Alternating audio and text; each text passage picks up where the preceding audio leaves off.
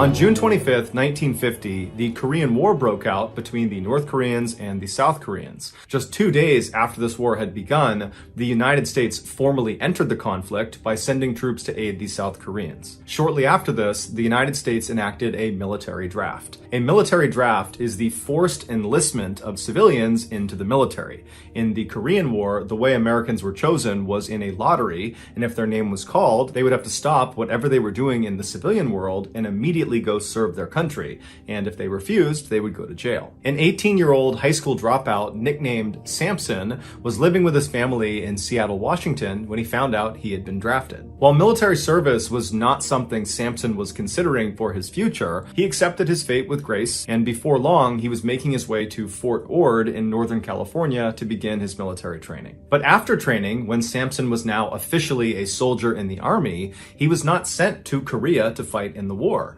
Instead, he was ordered to stay at Fort Ord and be the lifeguard for their pool. It's unclear how Samson felt about this, but regardless, he did his duty, and he stayed at this pool and he minded the folks who went swimming, and then at night and on the weekends, he would earn some extra cash by being a bouncer at a local bar. A year later, Samson was still working at the Fort Ord pool when he decided to take some time off and go back home to Seattle and see his family and see his girlfriend. As a military member, Samson was able to fly for free on any military flight so long as he was in uniform. And so Samson packed up his things, he threw on his uniform, and he made his way over to the Fort Ord airport, where he hopped on a small military plane and he flew to Seattle. A few days later, on September 30th, 1951, Samson said goodbye to his family and to his girlfriend, and then he put his uniform back on and made his way to the Seattle airport. When he got there, he saw there was only one military plane that was flying from Seattle all the way down to Fort Ord, and this plane was a World War II era dive bomber that only had enough space for one person, the pilot. Samson had to get back to Fort Ord that night because the following day he had work, and in the army you can't just not show up for work. But Samson didn't have enough money to buy a civilian plane ticket to take a civilian flight down to Fort Ord, so he was in a tough spot. And so he approaches this pilot of this dive bomber plane and he says, hey, can I just cram into your radar compartment in the back of your plane? And the pilot, whose name was Anderson, immediately said, no, that's a terrible idea. It's not meant for passengers. It's barely big enough to fit inside of. You could get badly hurt in there. But Samson was adamant that he had to get back that night, that he'd be in so much trouble if he didn't. And he kind of appealed to Anderson and said, look, you're in the military. You get it. I have to get back there tonight. Can you please make an exception and just let me hitch a ride in the back of your plane? And so finally, against his better judgment, Anderson caves and he says, okay, Samson, you can come with me. And so a little bit before 4 p.m. that afternoon, Samson eagerly went around to the side of the plane. He opened up a side hatch and he crawled inside of this very tight radar compartment. And once he was tucked up inside, Anderson walked around and he closed the hatch behind him. And then Anderson got in the cockpit and began preparing the plane for takeoff. A few minutes later, the pair was careening down the runway, and right as the plane began to experience lift and was going up into the air, the side hatch of the radar compartment where Samson was suddenly flew open. The big issue with this now open door in the radar compartment was not that Samson, like in the movies, would get sucked out this door out to his death, although if he wasn't careful, he totally could fall out of the door. No, the real problem with this now open door had to do with oxygen levels. At their cruising altitude, where the majority of their flight would be spent, there wasn't enough oxygen in the air to sustain human life. And so as soon as Anderson powered up that plane and began preparing it for takeoff, he began pumping oxygen into the cockpit and also into the radar compartment space. This is done specifically to compensate for the lack of oxygen up at that cruising altitude. But with Samson's door now wide open, all that extra oxygen that was coming into that space to keep him alive is now just being sucked right out the door into the atmosphere, which meant if Samson couldn't find a way to shut that door, he would eventually pass out and suffocate to death. Samson, who was fully aware of this fact, immediately jumped into action by anchoring his feet and legs around the stanchion in the middle of this compartment space, and once he was fairly secure, he began extending his upper body out of the plane plane to try to grab onto the handle to try to shut it. But once he was holding onto that door handle, he's now halfway out of the plane, he could not get it to shut. The wind was so strong it was pinning the door open. And so for the next several minutes, Samson desperately is trying to get this door shut, but it's not working. And so eventually he retreated back into the plane and went all the way to the very back of the radar compartment space and tucked himself up behind some equipment. Because this was not an area where passengers were supposed to be, there was no way to communicate with the pilot. He could not tell Anderson that he was dying back here. And so he just sat there and prayed. While Samson was dealing with this open door crisis, Anderson was dealing with a crisis of his own. At some point after takeoff, he looked down at his gauges and he realized a terrible mistake had been made. There wasn't enough fuel to get to Fort Ord, and where he was discovering it, where he was out over the water, there wasn't enough fuel to even turn around and go back to Seattle. And so Anderson grabs his radio and he tries to call out to these surrounding airports to see if there's anywhere he can just emergency land this plane, but all he hears is silence. It would turn out his radio equipment just happened to fail right at this moment. And what also happened to fail right at that moment was Anderson's oxygen supply. It had nothing to do with Samson and the open door. Anderson just also suddenly was without oxygen. And so Anderson knew he had to get to a lower altitude as fast as possible because he would eventually pass out and crash the plane. And so he went into a very steep dive and began going down and realized he needed to try to land this plane in the ocean now. There was no way he could get to an airport. And so he's burning down towards the water, and as they're coming down in altitude, there was more oxygen in the air. And so Samson, who had eventually passed out from a lack of oxygen, is suddenly revived with all this additional oxygen as they're going down. And so Samson comes to, and he looks, and the door is still wide open, and all he can see is the Pacific Ocean burning up at him. He only had a few seconds to grab onto the stanchion in the middle of the space he's in before they impacted the water. Miraculously, Samson survived the impact, but immediately he was faced with another life and death situation. Because this door was wide open, the freezing cold water began pouring inside, flooding the space. And so Samson tried to swim his way out, but the power of this water coming in was too strong, and so he had to wait until the space completely flooded before he swam out and then swam up to the surface. Once he got to the surface, he's looking around and the water's incredibly choppy and it's very foggy. He can barely see anything. And he's looking around for Anderson, not really sure what happened to him, and he looks down the plane towards the front of the plane and he sees Anderson climbing out of the cockpit. He looks badly beaten up, but he's alive. He's okay. And so Samson yells to him and the two men link up and they're able to pull two life rafts out of the plane. And so both men, they get into each of their rafts right as this plane sinks down below the surface. And so Anderson and Samson begin looking around wondering what they're going to do, but it's so foggy they can't see land in any direction. They can barely see 10 feet away from themselves. And so Anderson thought they landed maybe 2 or 3 miles off the coast of California, but they weren't really sure. So Anderson pulled out his compass, he looked east and said, let's just start paddling. The men had crashed about 2 miles off the coast of Point Reyes, California, which is this big protected shoreline that's about 150 miles north of Fort Ord. And this particular stretch of water that these two men had found themselves in was a known breeding ground for great white sharks. So the two men, they got their compass and they're trying to swim as fast as they can to the east, but they're not seeing any land. The fog hasn't let up at all. And then eventually it got dark. And as soon as it got dark, the water got choppier and choppier until at one point, Samson actually was launched out of his raft into the water. He turned around and saw his raft, but it was being pulled away by a current faster than he could swim to it. And so Samson yells out for Anderson, who sees him in the water. Anderson tries his best to paddle over and save Samson, but the current was too strong, and before long, Samson watched as Anderson just disappeared into the fog. Now, Samson was all alone in the middle of the night. He couldn't see anything. There's no land anywhere. He doesn't have the compass. Anderson had the compass, so he has no idea which direction is what. He's in a shark breeding ground, and now he doesn't have his life raft. And so Samson did the only thing he could do, which was pick a direction that he believed was east and start swimming. And so Samson is swimming in this pitch black water. He can't see anything around him. And all he's probably thinking about is how any minute now, I'm going to run out of energy and I'm going to sink down and I'm going to drown, or I'm going to get attacked by sharks, or some combination of the two. But miraculously, after about an hour of swimming in some direction, he broke through the fog and he saw way off in the distance was a light on what looked like dry land. And so he has this sudden burst of energy and he swims as hard and as fast as he possibly can.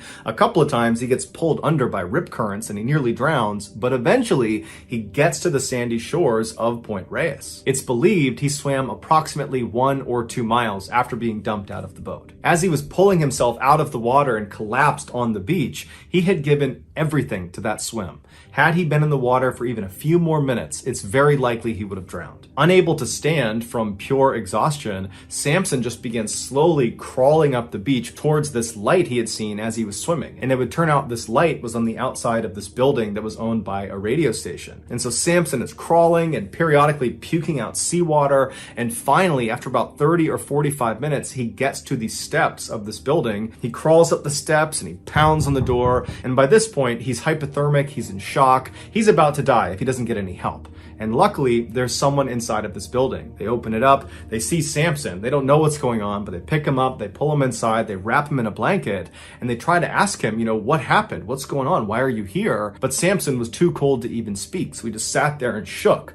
And so finally, this employee just called the Coast Guard that had a station very close to where they were. And a few minutes later, the Coast Guard shows up, they take Samson, and they rush him to their station house where they were able to give him medical treatment, which saved his life. It was also at this Coast Guard station where Samson was reunited with Anderson, who had also managed to make his way to shore alive. Samson would go on to serve for 2 more years in the Army. The entire time was spent as a lifeguard at the Fort Ord pool. Then in 1953, after the Korean War ended, Samson's mandatory service came to an end and he was honorably discharged. Samson would go on to become one of the most successful and well-known actors and producers of all time. He has won hundreds of big awards, including 4 Academy Awards and 4 Golden Globe Awards. Samson's real name is Clint Eastwood. If you got something out of today's episode and you haven't done this already, please open all the cans of tuna fish in the like button's pantry and then proceed to let loose a vicious gang of feral cats in their house. Fair warning, this story is going to be tough to listen to. It's a very sad story. But if this were to happen to me and my family, I would want people to know about it. So hopefully I can do it justice.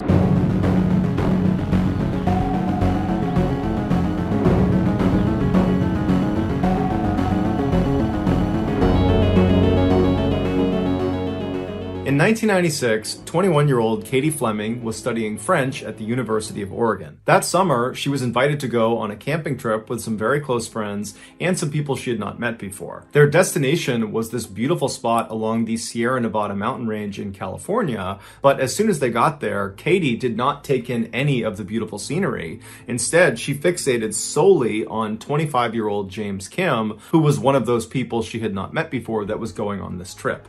And for the people that were on this trip, they would say James and Katie immediately just fell in love with each other. And for the duration of this trip, they were inseparable.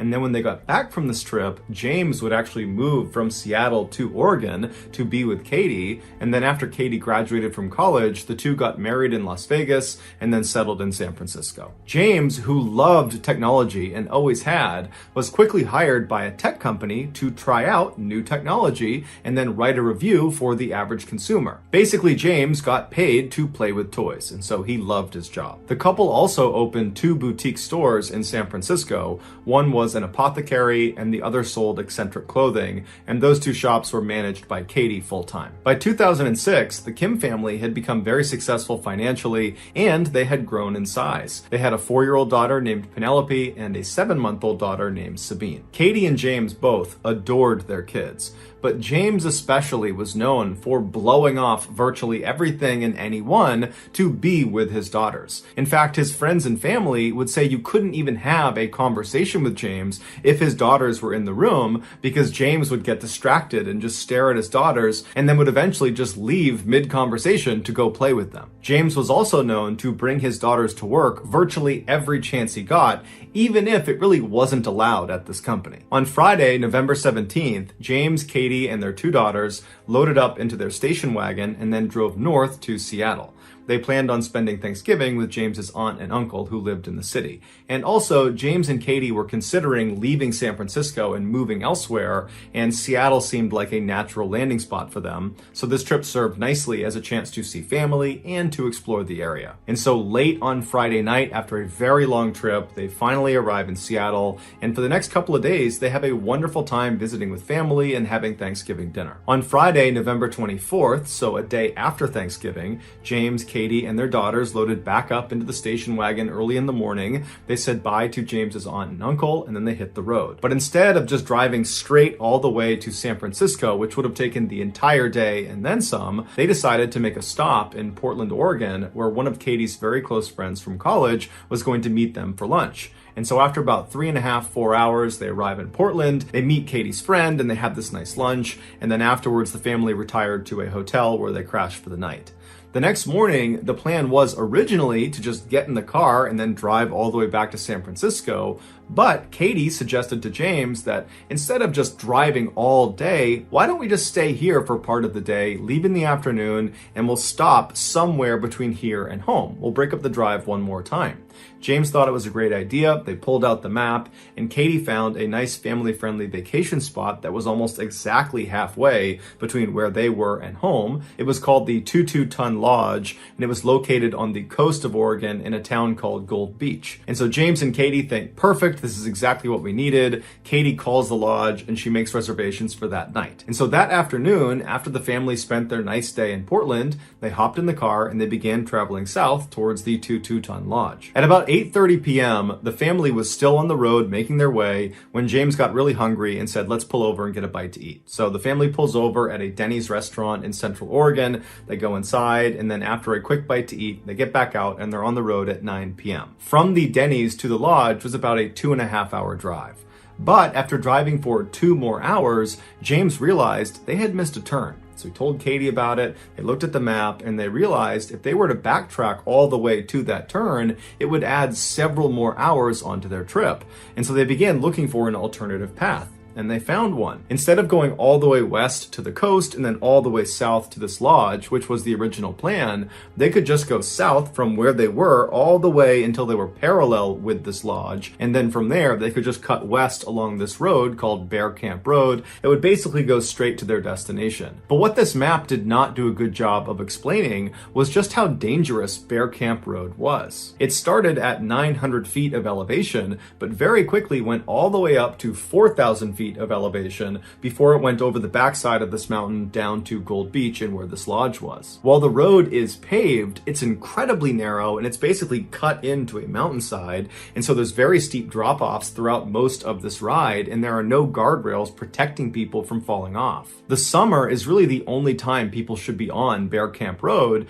because that's when the road is maintained. In the winter, the road is not plowed, it's not maintained, and so even a light snowstorm could make the road totally impassable. And the road cuts through a very remote section of Oregon where there's just not many people around. So if you get in trouble out there, you're probably on your own. But the Kims were not aware of the dangers this road possessed, and so after going south for a while, they did turn on to Bear Camp Road and began slowly driving up the mountain. And so as James is driving, Katie falls asleep in the passenger seat, the girls fall asleep in back, and outside it begins to snow. An hour later, Katie wakes up from her sleep, and the first thing she notices is outside, it is snowing so hard that James now has the windshield wipers on full blast, and still you could barely see out the front windshield. She looked at her husband, and he was hunched over, white-knuckling the steering wheel, looking intently out the window, and she says to him, what's going on? Should we stop? Should we turn around? And James, without even looking at her, says, yeah, honey, I do want to turn around, but the road is so narrow, we can't. And then he would tell his wife that earlier, they had actually driven through a fork in the road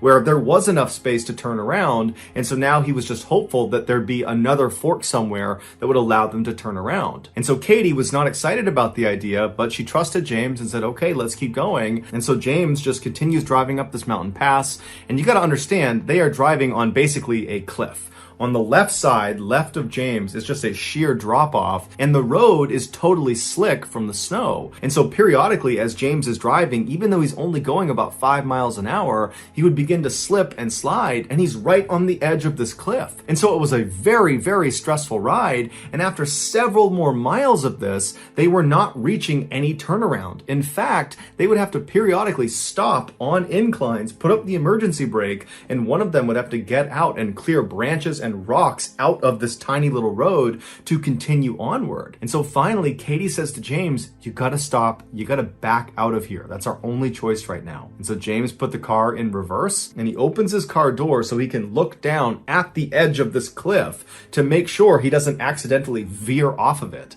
And so very slowly, without even applying the gas, he began going in reverse, making sure he didn't go off the cliff. And for hours and hours they did this. This must have been so stressful. But finally, they make it to this fork in the road that James had seen much earlier, and they're able to make a decision. They had two paths they could take. They could turn around completely and drive nose out along the path they came in on all the way to the highway, but that was a very far drive, and they knew that road was treacherous and there was a cliff drop off, and it was really just as dangerous as what they had been on, and they really were not keen to be on that road considering the weather. Or they could turn left and go down the mountain on this path that was way wider than the paths they were on. It was like this huge road, and it looked like it went straight to the bottom of the mountain. And they're thinking, we don't know where this goes. The signage is not clear where this goes, but you got to figure if you're going lower in elevation, the weather will not be as bad. And maybe if you go down this road, there'll be houses, or there'll be a gas station, or there'll be something.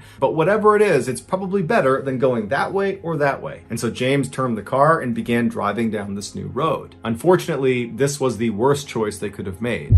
This road they were now on was this long, winding dead end that was used by loggers in the summer. Now, normally, this mistake by the Kim family would have been caught because there was supposed to be a big yellow gate that sat across this road just a little ways past this fork, blocking all traffic from proceeding any further. But vandals had recently come up and cut the lock on this gate, swung it open, and then locked it open. So the gate is completely off the road.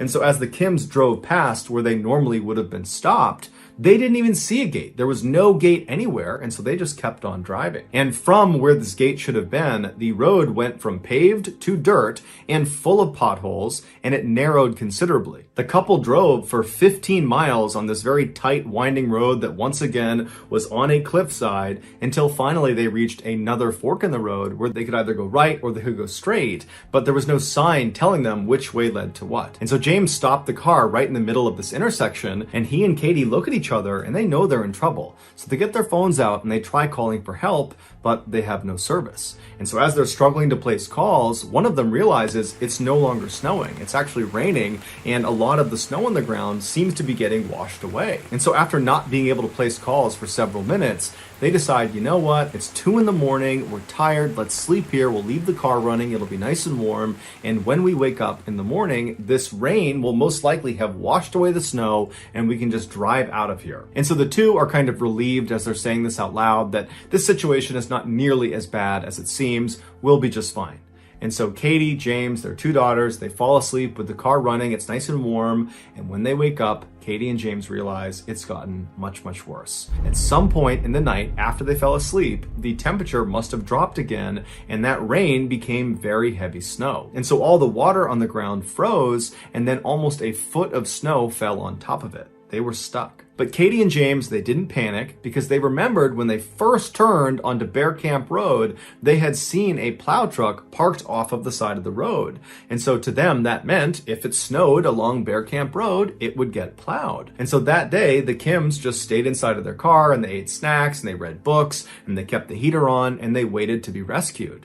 But over the course of that entire day, nobody came down that road. No plows, no anybody. And Katie and James continuously tried their cell phones to try to punch out and get some help, but they never had any service. Also, Katie and James continuously honked the horn in case someone was in the area that might hear them, but no one ever came to their rescue. And so by the end of that Sunday night, Katie and James were really starting to get worried because they have a 4-year-old and a 7-month-old. They cannot be out here for very much longer. But they began to tell each other that, you know what, it's Sunday, maybe the plows don't come through on Sundays. Maybe they just don't work out here on Sundays. And so tomorrow, Monday, the plows will be out here, they'll come by and they will save us. Also, Katie and James began telling each other to reassure each other that, hey, tomorrow, Monday, that's the day we were supposed to be back in San Francisco. And so people are bound to notice our absence and they will report it to police and they will come out here and they will save us. So tomorrow we are going to get found. And so Katie and James, they put their two daughters in their car seats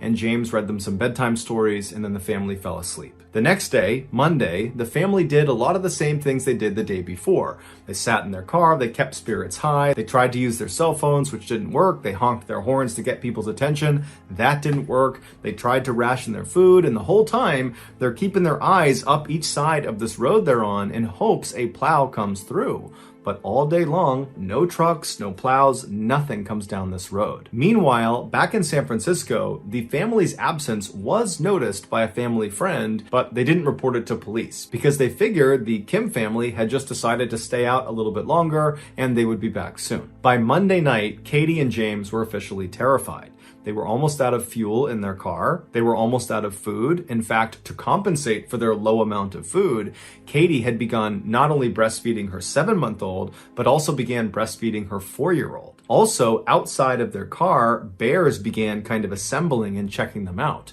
And at first, Katie and James would scream and yell and try to scare them off, but the bears ultimately were not that fazed by them. They were not aggressive, but it meant the family did not feel comfortable getting out of their car. And so they're in this very claustrophobic situation where they are literally trapped inside of this small car where all the windows are covered with snow and they can't go anywhere, they can't call anyone, they're running out of their supplies. I mean, this is a terrifying situation to be in. Katie and James had been really strong to this point, but around this time, they began to act scared, and their kids picked up on it, and they started acting scared and fearful. And so the parents were trying their best to calm them down and tell them everything's going to be fine and they're going to get out of here soon. But in reality, Katie and James knew that if they didn't get found soon, they were probably going to die. The next day when they woke up, which was Tuesday, again, no cars or trucks came down either road. There was no plows. The snow just continued to pile up, and the food was running unbelievably low to the point where James actually left the car and went out looking for bear droppings because there's bears all over the place now, and he would pull the berries out of their droppings, and he and Katie began eating those. But after a while, they decided that was not a good idea because they might poison themselves. Their daughters, who the day before had been acting out of fear and anxiety, were now lethargic and quiet. And the parents' response to this was to start fighting with each other about whose fault this was, when in reality, they were just totally scared about what might happen to them. Meanwhile, back in San Francisco, the family had still not been reported to police. And so that night, Tuesday night, the Kim family once again huddled up inside of their car. James read the kids' books, and then they all fell asleep. The next morning, Wednesday, they ran out of gas for their car. And so they had no way to heat themselves. And so James got the spare tire out of the back of the car and he rounded up some magazines inside of the car and he lit a fire for the family to stand around and try to warm up by. And it worked, but the fire very quickly died out and they couldn't find any wood that wasn't soaking wet to put on it. And so before long, they did not have a fire. And so all day that day, James and Katie were desperately looking up the road in hopes that a car or truck would come through. They never did. James and Katie tried their cell phones repeatedly, but they never got service. They honked their horns and they screamed out for help, but nobody heard them. And so before long, it was dark again and the family was huddled up inside of their now freezing car, and all they could hear outside was the sounds of bears marching around the area. And so I'm sure James and Katie thought to themselves, I wonder if we'll survive the night. Meanwhile, back in San Francisco, that family friend who had noticed the Kims were gone on Monday, she did go to the police on Wednesday afternoon and reported them missing. And so a search party was being organized that night, but of course the Kim family would have no way of knowing that. The next morning, Thursday, the Kim family woke up, they survived the night, but at this point, James and Katie are speaking openly about the real possibility that they all might die. In fact, Katie says to James, you have to promise me if our two kids die out here, you have to kill me too. And James said he would. At this point, Katie and James do not believe a truck or a car or anything is going to drive down this road and save them. They believe their only hope of being rescued is by sending a smoke signal up into the air that a pilot might see. So they pull off all 4 tires of their car, and then they pull everything out of the car that might burn, and they stack that on the tires, and that included Penelope's prized stuffed lamb. And then once they had their big pile, they lit it on fire, and fairly quickly, a large black billowing cloud of smoke was going straight up to the sky. And for a minute, the Kim family was very optimistic that they were about to be found, that certainly someone was going to see the smoke and come find them. But unfortunately, the fire burned out very quickly, they couldn't light it again, and nobody flew overhead. And so before long, the family is once again huddled inside of their freezing cold car that night. There's bears walking around outside. They're basically out of food. Their kids aren't even crying anymore. They're just silent and cold and miserable. And as they're all shivering and trying to stay warm, James realizes he needs to do something drastic or his family's going to die. And so the next morning, Friday, when they get up, James tells Katie that he had been studying the map and there is a town about 4 miles east called Galice that he believes he can get to in about 2 hours. Katie immediately said, "No, you cannot leave us. We need you here. There's probably a search party out there looking for us right now. We need to stay together so we can all be found." But James's instincts were telling him that no one was coming for them, or no one was going to actually find them in time, and so their only hope was if he ventured off and found help. And so Katie finally reluctantly agrees to let him go because he seemed really confident. And so at 7:45 a.m. that morning, James gave his 2 daughters a big hug and a kiss, told them he loved them and he would see them soon, and then he hugged his wife and said he loved her, and then he turned around and walked up the road out of sight. At the same time, unbeknownst to the Kim family, hundreds of searchers and helicopters are all over Bear Camp Road looking for them. 2 days later, on Sunday, December 3rd, so a week after the family had originally gotten stuck, a helicopter pilot that was part of the search effort was flying around Bear Camp Road when he noticed footprints in the snow below. When he started following these footprints, and eventually the footprints kind of disappeared under some trees, and then he couldn't pick them up again, and so without that much fuel left, he decided he would just backtrack and follow the footprints back to their origin. And so he retraced these footprints for quite a while until he came to a clearing, and in the middle of the clearing was a car, and next to the car was Katie waving an umbrella back and forth. The pilot immediately knew who he was looking at, but he didn't have enough fuel to actually land and pick her and her family up. And so instead, he just hovered down as low as he could, and he made good eye contact with her to reassure her that I see you and we're coming for you. And then he marked on the map where they were. He flew off to the search headquarters, and just minutes later, another helicopter was spun up. They flew to that same location, and they were able to land in that clearing. And as soon as the pilot got out, he saw Katie running up to him, carrying her 2 daughters, who looked like they were in pretty good shape. And she's crying tears of joy, and she's thanking him profusely. And then when she's right up in front of him, she says, "Are you here because of my husband? Did James tell you where we were?" And the pilot looked visibly confused. Katie picked up on it, and she explained how just 2 days earlier, James had left to go to the town of Galice to get help, and he still hadn't come back yet. And so at this point, the pilot understood what was happening, and so he looked down and he said, "No, ma'am, we still have not found James." Katie was devastated, and she cried as she and her daughters were loaded into the helicopter and airlifted out of the forest and brought to a hospital. There they would make full recoveries. Meanwhile, the search effort, which had been all over Bear Camp Road, was suddenly focused exclusively on the area around where their car was. And professional trackers were brought in to look for James's tracks, and they found them fairly quickly and began following them. James, after departing his family to go look for help, which must have been the most difficult decision he had ever made in his entire life. He loved his family more than anything, and he had to abandon them in the middle of the wilderness with no food, with no power, and he has no idea if he'll ever see them again. And so after leaving them behind, he walked 3 miles up the road they came in on, and then instead of just continuing on that road in the direction of Galice, he deviated and walked off the road. He actually went straight down one of the cliffs until he hit a river. And it's believed that maybe he saw the river from up on the road and thought that would be a faster way to get to Galice. But either way, he got down to the river, and as he walked, he would leave behind him little bits of torn clothing and torn paper to create a trail of where he was going, presumably so if he needed to, he could backtrack to his family.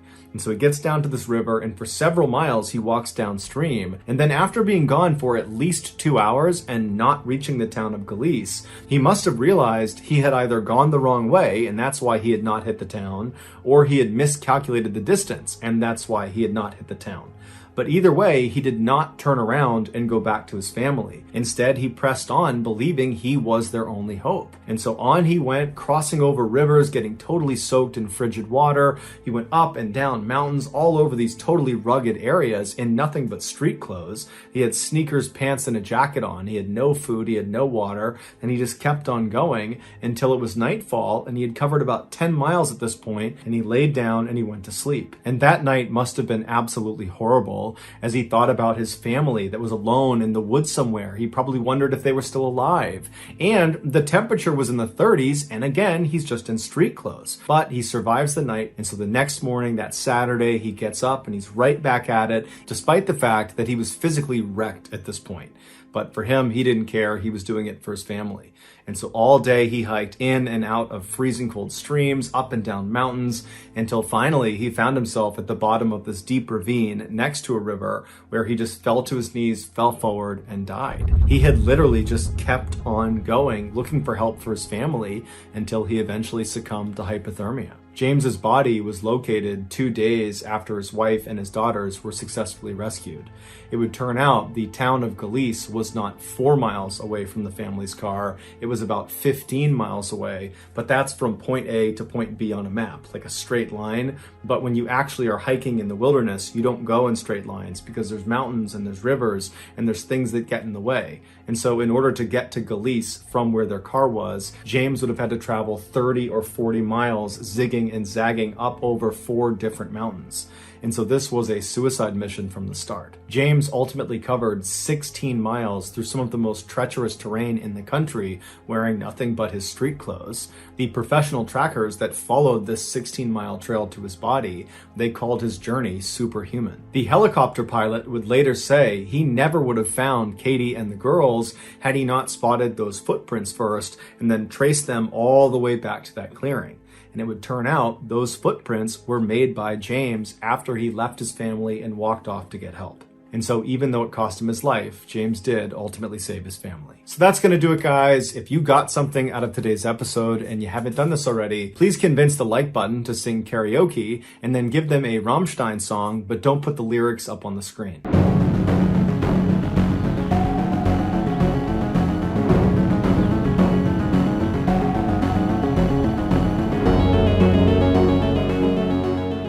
In October of 2014, a 35-year-old woman, who we'll call Olivia, met her husband for lunch at a restaurant in Western New York. The couple had not originally planned to stay at this restaurant for very long, but one thing led to another. They were having a nice time, and before long, it was 6 p.m., and they had been there for 6 hours. And over those 6 hours, both of them had had a lot to eat, lots of bread and pasta and cakes and all sorts of stuff, and they had had some alcohol, but not very much. Olivia had been careful to only have 4 drinks over those 6 hours because she wanted to be able to drive. And her husband similarly limited his drinking so he'd be safe to drive. And so after they got the check and they paid for their meal, they both hopped in their respective cars and they began driving home. As Olivia was making her way home, she unfortunately got a flat tire, and so she pulled off to the side of the road and she called roadside assistance. As she was waiting for help to show up, another motorist happened to drive by and they misunderstood what was happening. They saw Olivia standing outside of her car with the tire popped off,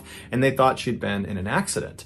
And so they called the police and reported it. And so the police show up a few minutes later, they pull up right behind Olivia, and when they get out, they ask her, are you okay? Do you need any help? And she would say, oh no, I just had a flat tire. I'm totally fine. Thank you for stopping though. But the police, as they're listening to her speak, they see her eyes look kind of glassy and glazed over like she's drunk.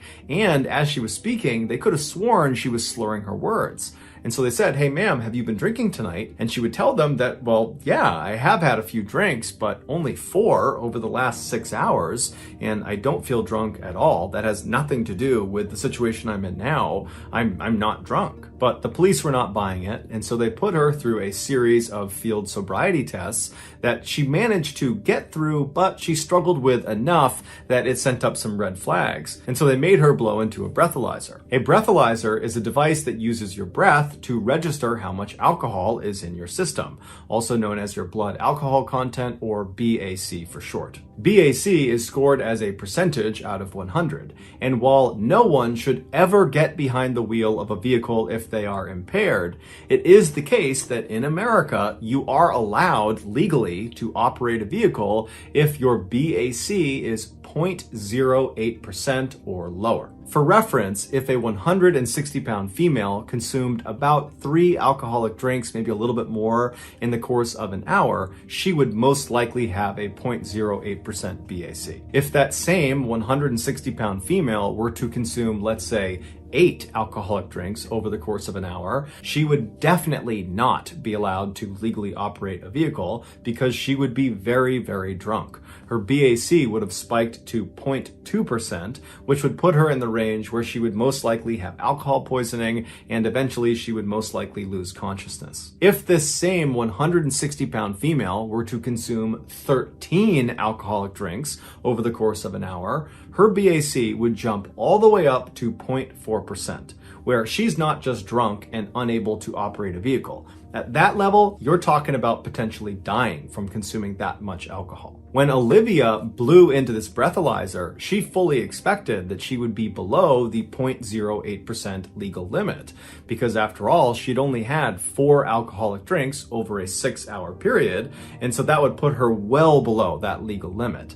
But that was not the case. She blew a staggering 0.33%. The cops couldn't believe what they were looking at because they're looking at Olivia and they're thinking at that level, she should be somewhere between losing consciousness and dying. But here she is just standing there talking to us, acting a little bit buzzed. And so they assumed their breathalyzer must have made a mistake. So they went back into their car, got another breathalyzer, did it again, and again, Olivia blew a 0.33% BAC. The officers couldn't understand how this woman had such an extreme alcohol tolerance, but regardless, they charged her with driving while intoxicated and then brought her to the hospital for medical intervention. There, her BAC remained high even after a full day had passed without her consuming any more alcohol. This is around the time that it was discovered that Olivia had a very, very rare medical condition called auto-brewery syndrome, which in a nutshell meant her body transformed glucose from foods, specifically carbs like bread, pasta, that kind of thing, into alcohol. Olivia, who was totally unaware of this condition, had developed this wicked alcohol tolerance because she was basically drunk all the time. Not because she was a heavy drinker, but because she ate carbs. This condition, if left untreated, can do the same damage alcoholism and binge drinking can do to the body. The only way you can treat it is by drastically changing your diet. When Olivia's condition was discovered and made public, the charges against her were dropped, and she would go on to just stop eating carbs altogether. In 1887, 35-year-old Robert Ledru was a very talented detective working in Paris, France. He was so talented that periodically he would get called upon by other police departments around the country to help them solve their most difficult cases. And so that year, there was this coastal town in northern France that had this string of sailors that went missing, and nobody had the slightest idea what had happened to them. And so naturally, Robert was called in to investigate. The night Robert arrived in this town, it was very late and Robert was tired, so he went straight to his hotel and he went to bed. The following morning, he got up and he went straight to the local police department to meet the local officers that he would be working with on this investigation. But when he got there, he was told that the missing sailors case had been lowered in priority because during the night, a murder had been committed down on their beach. And so that was now their main focus. And so they apologized to Robert and said, I'm sorry you came all this way for nothing. But since you're here, do you want to help us in this beach murder investigation? And Robert said, sure. The victim was a middle-aged man named André Monet, who owned a dress shop in Paris, France. He had recently moved to this coastal town to enjoy the beautiful scenery. When his body was discovered early that morning, it was quickly determined he had been killed by a single gunshot wound to the chest, where the bullet actually went clear through him out the other side, but they hadn't found the bullet. There were no suspects, there were no leads, there was no clear motive. However, they were able to rule out robbery because there was still money in Andre's pockets. And so Robert and the other local officers left the police station and made their way down to the beach, where they began examining the area where Andre had been found. The local officers focused on looking for the bullet, while Robert decided to walk a little ways down the beach to see if there was any evidence that had been overlooked in the initial search. And after only walking a very short distance, Robert noticed some barely visible footprints that appeared to pass right by where Andre's body had been found. And these footprints, they continued past that area and then up a flight of stairs up onto the road where they disappeared. Robert called over the other officers and told them to make plaster casts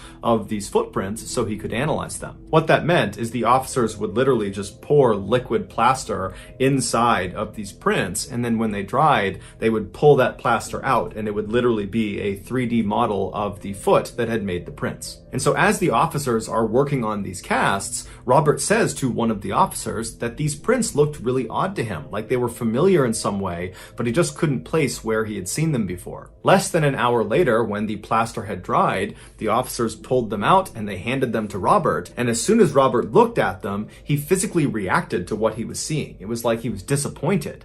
And then without saying anything, he just walked down the beach with these plaster casts until he got to this secluded area where he sat down. And he sat there for hours and hours, just staring at the plaster casts, seemingly unaffected by the sun that was blazing down on him the whole time and the tide that was very quickly creeping up on him. The local officers who were watching this, they didn't know anything about Robert. All they knew is his reputation, which is he is this totally legendary detective, and so they didn't dare question his methods, even though this seemed really odd what he was doing. Finally, by mid-afternoon, Robert would put the cast down, he would stand up, and he would walk back over to the mystified local officers. And when he walked up to them, he would say, "There's no reason to stay at the beach any longer or interview any more witnesses. I think I've solved the case." But then instead of elaborating, he just turned around and walked up off the beach and headed back for his hotel. The local officers just looked at each other and shrugged, and they left too. Early the next day, the bullet that had killed Andre Monet was found on the beach. And so when Robert showed up to the beach, the chief of police handed him this bullet in an effort to help him continue the investigation. And as soon as Robert looked at it, he sighed and said, "Okay, now I know for sure what happened." And then Robert proceeded to break down the murder. He said the killer woke up in the middle of the night on the night that Andre was killed, and he got out of his bed, he put on his clothes, and then he headed down to the beach. There, he encountered Andre Monet, a man he didn't know, who was most likely out for a midnight stroll as well. The two men struck up a friendly conversation, but at some point it turned into some sort of quarrel, at which point the killer drew his pistol, shot Andre in the chest, and then fled the scene. Robert told the local police chief that the reason he knew all these details is because he had been the killer. He killed Andre Monet. But he didn't do it on purpose, and he didn't remember, because he killed Andre Monet while he was sleepwalking. He told the chief when he was given those plaster casts of those footprints, he knew immediately why he thought those prints looked so familiar. Because as soon as he looked at the casts, he could tell whoever had made the prints was missing a toe, and as it happened, Robert was missing a toe. So those prints looked exactly like his footprints. And that morning, when he had woken up in his hotel room before even going down to the beach, he had noticed that his shoes and his socks, which were next to his bed, were sandy and damp. And he thought that was so strange because he couldn't remember how they got that way, but he was too busy to investigate. And that night, after he had sat all day looking at the casts and then left the beach, leaving the local police officers totally mystified, he had gone back to his room, and the first thing he did was get his revolver out from under his pillow, and he discovered that one bullet was missing, and he always kept his revolver fully loaded. And so he spent the rest of the night trying to convince himself that this was just one big coincidence. But the following morning, when he was given that bullet, he knew immediately that this was not a coincidence. The bullet that had killed Andre Monet was the same type of ammunition that he loaded his revolver with, and so he had to be the killer. he had effectively caught himself. The police were totally shocked and did not believe this at first. More specifically, they didn't want to believe that Robert, their star detective, was behind this horrible homicide. But eventually, after examining all the evidence, they agreed he had to be the killer. But to test whether this really was sleepwalking and not some elaborate cover-up by Robert, they decided to conduct an experiment. Robert, who was fully cooperative with the investigation, was told to sleep in this jail cell where he would be monitored 24/7 by armed guards, and in this cell with him would be a revolver loaded with blank rounds, and he was told to keep it under his pillow. For the first couple of days, nothing happened. Robert never touched the revolver during the day or when he was asleep. But about a week into this experiment, Robert suddenly woke up in the middle of the night in this trance-like state. He reached under his pillow, pulled out the revolver, and began firing at the guards right outside of the cell. And so this convinced the police that Robert had been telling the truth about what happened to Andre Monet. He really had killed him while he was sleepwalking. A decision was made not to prosecute Robert for the murder. Instead, they decided to basically exile him for everybody's protection. And so from then until 1937, when Robert died, he was forced to live alone on this secluded farm outside of Paris, where the only visitors he ever got were doctors who would only show up during the day and with armed bodyguards. On December 18th, 1956, a brand new game show called To Tell the Truth aired on a major American television network. The premise of the show was relatively simple. 4 celebrity judges would be presented with 3 people called contestants who all claimed to be the same person. And this person who they claimed to be was always remarkable in some way. They had some incredible talent or some crazy job, or they had accomplished something extraordinary. One of these 3 contestants was the real person they were claiming to be. The other 2 people were doing their best to pretend to be that person. And it was the job of the celebrity judges to try to figure out who was telling the truth. So for a set amount of time on the show, the celebrity judges would ask the contestants questions about their background and try to figure out, who was who. And then at the end of the time, the celebrities would cast a vote about who they thought was the real remarkable person. After the votes were tallied up, the host would have the real remarkable person stand up to reveal themselves, and the entire audience would go crazy, and that was the show. And the show became quite popular. So popular, in fact, that today, nearly 70 years later, it's still on the air. And over this show's very long history, virtually all the episodes are pretty similar. It's a pretty redundant show. But there is one episode that will forever go down as the most unique. In October of 1972, 3 contestants walked out onto the stage in front of the 4 celebrity judges, and they all introduced themselves as Ed Edwards. Then the host of the show read aloud the biography of the real Ed Edwards, and he would say that Ed at one point was on the FBI's list of the top 10 most wanted criminals in America for crimes like armed robbery and impersonating a federal officer, and then after he was finally caught by law enforcement and went to prison, a prison guard helped him turn his life around, and then upon release from prison 14 years later, Ed remained this reformed criminal and became a successful author and motivational speaker who specialized in telling people how to identify con men and criminals and how to protect themselves from these people. After the real Ed Edwards biography was read aloud, the 3 contestants sat down and the celebrity judges began asking them questions about their past,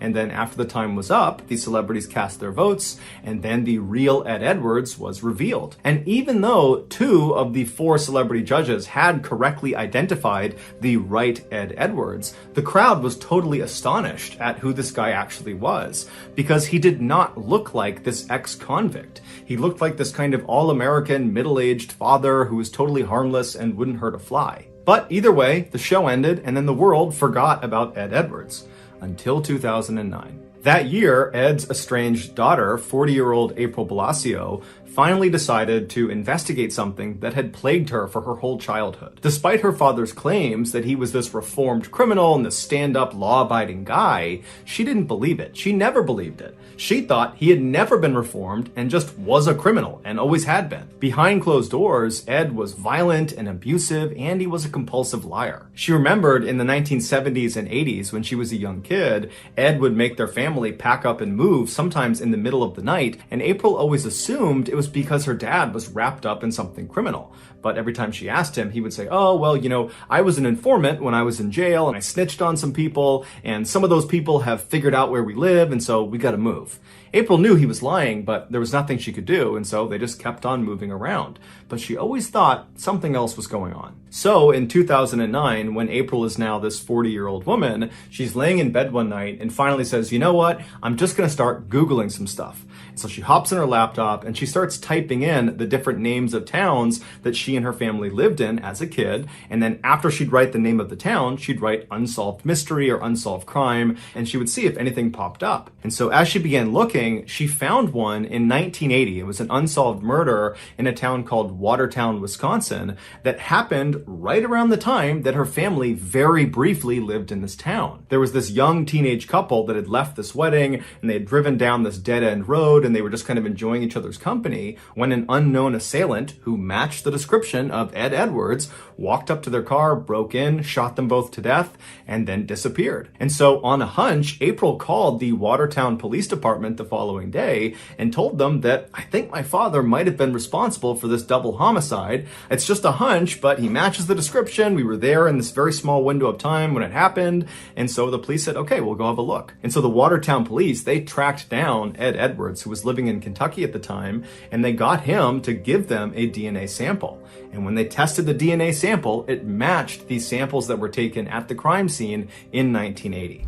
And so Ed Edwards, he was arrested and brought back to Wisconsin, and as soon as he was in custody, he confessed to the murder. And then he requested the death penalty. But he was told the maximum punishment for this crime was life in prison. Ed didn't like this, and so he confessed to another double homicide from 1977 in Ohio, where he killed another teenage couple, thinking that would give him the death penalty. But through a loophole, they said, well, actually, that still won't get you the death penalty. You're still facing life in prison. And so frustrated, Ed revealed a third murder he had perpetrated. In 1996, he had killed his own foster son for the insurance money.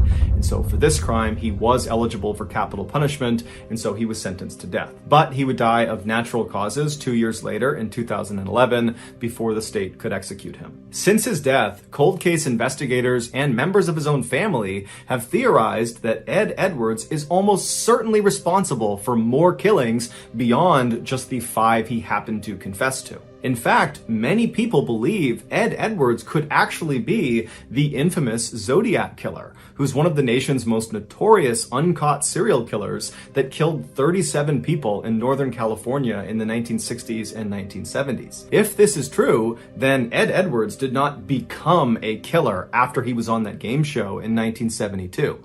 No, when he showed up for that game show and stood in front of the audience and smiled and answered questions to the celebrity panelists, at that time, as you're watching him on TV, he would have already been a seasoned serial killer with dozens and dozens of victims. But Ed stopped confessing to murders after that third confession because he was just kind of using those murders as bargaining chips to get what he wanted, the death penalty. And once he got it, he went silent. And now that he's dead, we're never going to get another confession out of him. And there's no proof connecting him to any unsolved murder cases.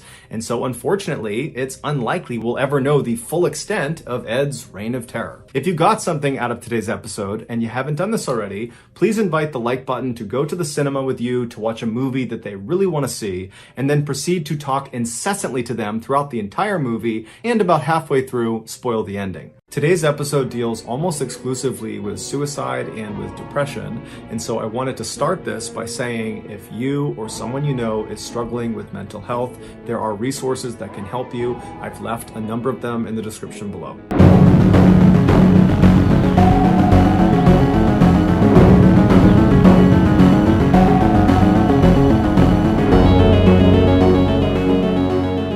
In the early 1980s, Richard Sumner was in his 20s, and he was a scenic designer for a major opera house just outside of London. Richard was a truly gifted artist and was known to be a very intelligent man. In 1984, when Richard was 29, he started to notice he was having a really hard time focusing. Like he couldn't keep basic information straight in his head. It would just get all jumbled up, and it was making his job exponentially more difficult. Initially, Richard assumed it must just be the product of working lots of long hours and being under lots of pressure all the time.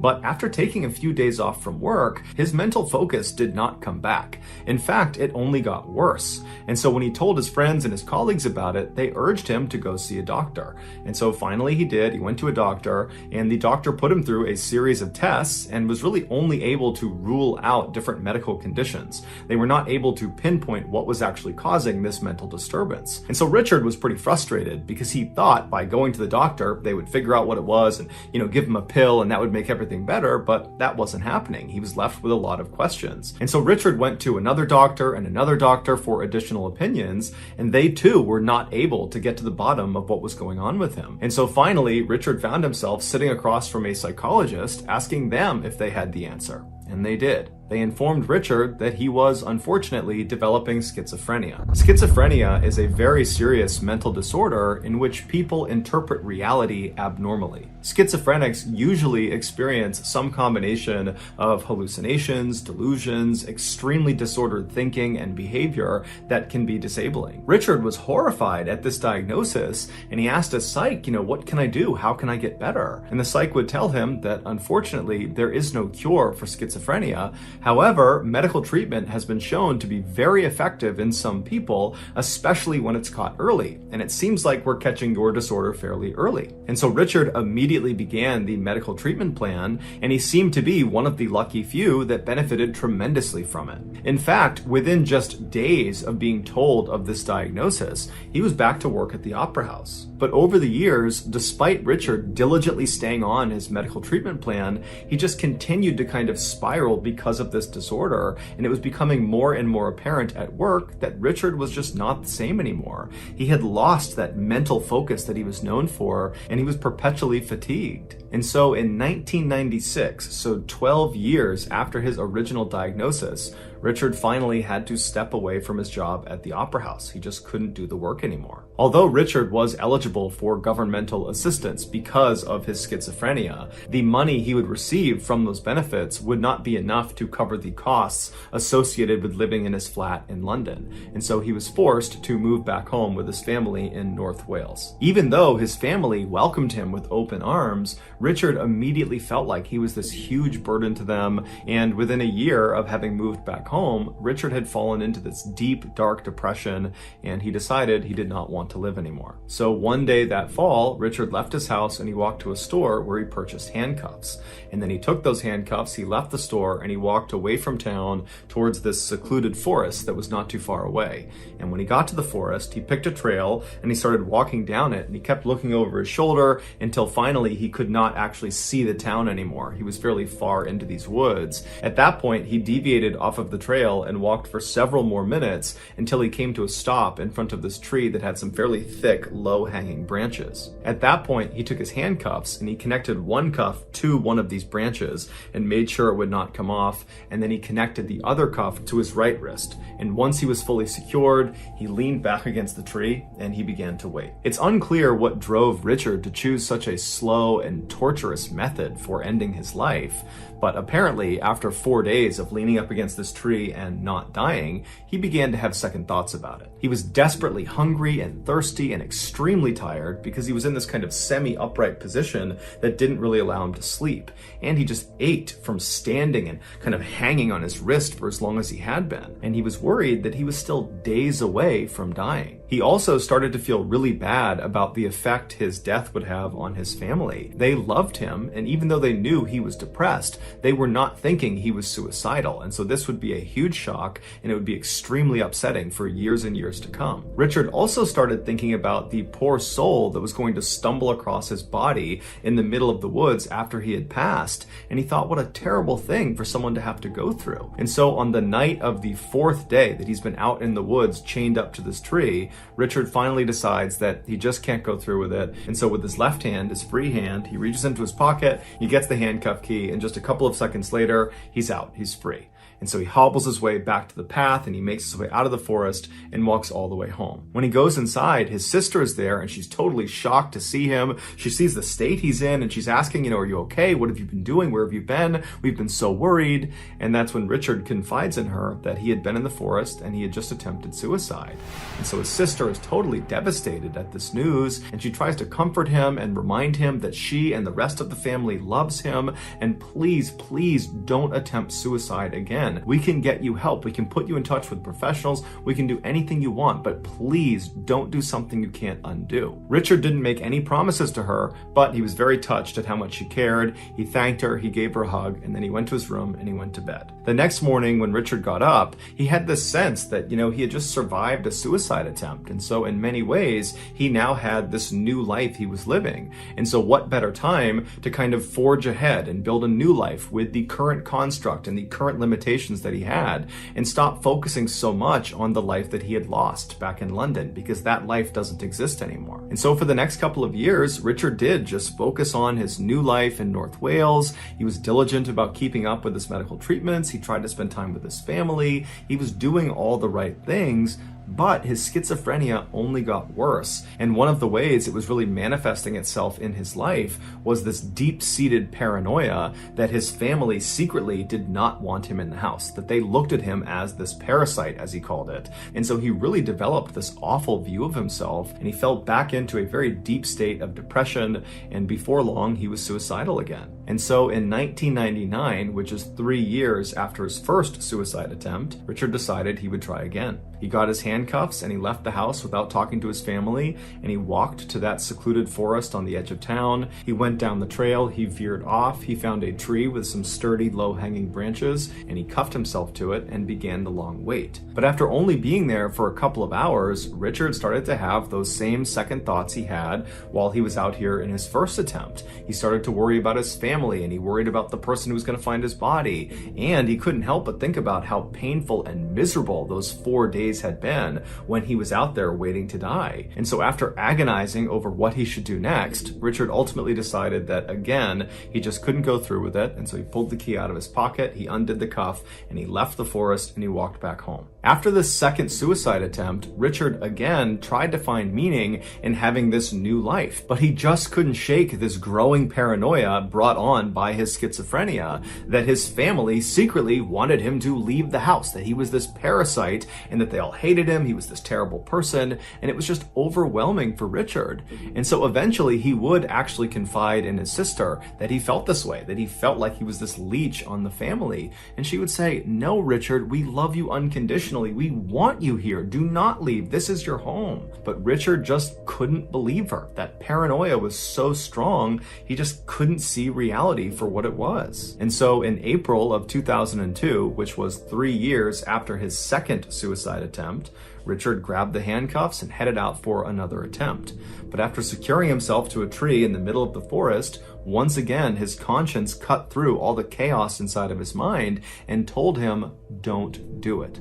And he listened. But this time, after freeing himself and getting back home, he didn't feel any sense of relief or any desire to kind of live this new life he's been given. Instead, he longed to be back in the forest, chained up to a tree. He confided in his sister that he had now tried suicide 3 separate times, and he was just at a loss for what he should do next. And so, of course, his sister is totally shocked and saddened by this news, and she tells him over and over again how much she loves him, and please do not go back in that forest. Do not hurt yourself. And in fact, his sister would go on to tell the rest of the family about these suicide attempts. And so before long, the whole family is telling Richard how much they love him and that he's not a parasite. Let us know how we can help you, or let us connect you to someone who can. But it was just not enough. And less than a week after his third failed suicide attempt, Richard grabbed his handcuffs, he left the house, and began walking towards that secluded forest for one final try. That night, when Richard did not come home, the family obviously was very concerned about this, and so they called the police and they reported him missing, and they explained he was suicidal and that the best place to look for him was going to be in that forest. But after several days of looking all over town and out in that forest, the police could not find Richard or any trace of him, and so unfortunately they had to turn the search off. And so the family was crushed, and all they could do was just hope and pray that Richard again changed his mind and came back home. 3 years later, a woman and her 2 dogs decided to go out for a walk inside of that secluded North Wales forest. At some point on their walk, they left the path and got kind of lost in the thick of the forest. And so as she's walking around trying to get her bearings, trying to figure out where the trail is, she winds up going behind this one big tree, and she enters into this clearing, and on the other side of the clearing, up against this tree, are the badly decomposed remains of Richard Sumner. Out of fear, she reflexively turns and runs with her 2 dogs and just keeps on running until she actually does find the trail again. And so once she's on the trail, she kind of makes a mental note of where she is, and then she runs out of the forest and she contacts authorities about the body she saw. And so the authorities, they come out to the forest and they eventually are able to find Richard's location. And initially, they believed they were dealing with a murder victim because they see this body that's been handcuffed to a tree. But after police went through Richard's pockets and found a house key that had an address on it, they went to that address and it turned out it was Richard's family's house. And after speaking with them, the police were able to confirm that the body they had just found was in fact Richard Sumner, the suicidal man that had gone missing 3 years earlier, and so almost certainly his death was a suicide. Even though this looked like a total open and shut case, the medical examiner still needed to officially rule on the cause of death. And so the medical examiner went out into the woods, he went right up to Richard, and he began looking him over, and right away he noticed some disturbing discrepancies. There were deep scuff marks all around the branch where the handcuff had been connected to the tree. And the other handcuff that was connected to Richard's wrist had been jammed up over his thumb all the way up to his knuckles. The examiner asked the police in the area if anybody had found the handcuff key, and they said they had. It was laying on the ground about 15 feet in front of Richard Sumner. And that's when the medical examiner realized the horrible truth about what most likely happened to Richard. In his report, the medical examiner theorized that Richard had indeed gone into this forest in order to commit suicide. He had walked over 200 yards into this forest, way off the beaten path, into the deepest, thickest part where no people went, and he most likely went there because he specifically didn't want anyone to happen upon him. He wanted privacy. And then after handcuffing himself to that branch of that tree, he did something that he did not do in his previous 3 suicide attempts. He pulled the handcuff key out of his pocket, and then he threw it in front of him so far that he could not get it back again. And then, tragically, Richard came to the same conclusion that he had come to in his previous 3 attempts. He realized he did not actually want to die. He couldn't get to the key, and when he yelled out for help, he was so far away from society, no one could hear his voice. And so for the next several agonizing days, Richard yanked and tugged and pulled on that handcuff until finally he painfully got the cuff to slip up over his thumb all the way up to his knuckle, but he just couldn't get it to go over his knuckle. And he didn't have a knife to cut the branch down or to even cut his own hand off. And so he used the cuff that was actually on the branch and began twisting it back and forth to maybe hopefully saw through the branch, but there just wasn't enough friction inside that cuff, and so it made almost no progress. Also, Richard probably tried to pull and yank on the branch itself to try to break it to free himself that way, but without a tool, there was no way he could have broken this branch. It was just too sturdy. And so after what must have been several horrifying days, Richard ultimately died of a heart attack out of fear of the situation he had put himself in, or he died from starvation. As a result of his findings, the medical examiner was not able to label Richard Sumner's death a suicide. He basically had to call it an accident. So that's going to do it, guys. But before we wrap up, I just want to say to all the people out there that are struggling, that are maybe thinking about suicide or harming themselves in some way, stop and tell someone. Tell someone you love, tell someone you trust. And if you don't want to do that, then just call this number. They are open 24 hours a day. There are trained professionals on the other side of that line that know how to help you. You just got to call. Help is available. You are not alone. If you got something out of today's video and you haven't done this already, please ask the like button if you can borrow their cell phone for a second, and then when you get it, change their language settings to Japanese and then hand it back.